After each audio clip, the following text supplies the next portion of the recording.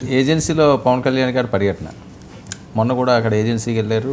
ఏంటి ఏజెన్సీ మీద ఫోకస్?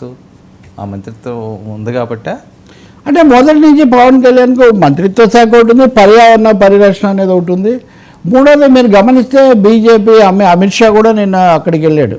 ఆ అడవుల్లోకి వెళ్ళి మావోయిస్టులకు కూడా విజ్ఞప్తి చేసి ఇవన్నీ చేశారు. అడవులను రక్షిస్తాను బిడ్డలని, డోలీల మోత నివారించడానికి చేస్తానని పవన్ కళ్యాణ్ ఇదివరకు మాట ఇచ్చారు. మీకు గుర్తు చేసుకోండి, 2019లోనూ మొన్న ఎన్నికల్లోనూ ఆయన 1-2 రోజులు ఆ ఏజెన్సీ ప్రాంతాల్లో గడిపి దానికి చాలా విస్తృతమైన ప్రచారం, ఆయన అక్కడ వాళ్ళతో ముఖాముఖి ఇదంతా. ఈ మధ్య మేము ఇదంతా లేకుండా చేస్తామన్నాక కూడా 1-2 అమ్మాయిలు చనిపోయారు.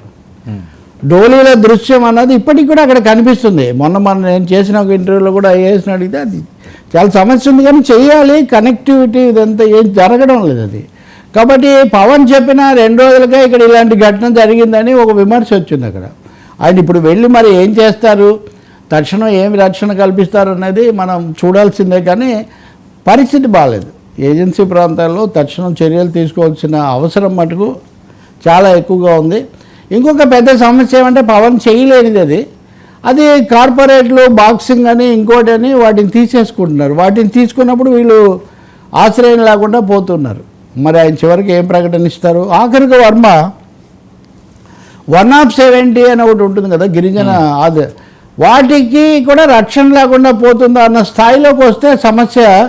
ఆందోళన వ్యక్తమైన తర్వాత లోకేష్ చంద్రబాబు ప్రకటన చేశారు, మేము 170కి గట్టిగా కట్టుబడి ఉన్నాం, దాన్ని మేమేమి చేయమని. ఆ మాట అన్నారు, కానీ ఆ మేరకు ఇంకా ఒక శాసనమో ఒక బిల్లో ఏదో తేవాల్సినటువంటి అవసరం కూడా ఉంది.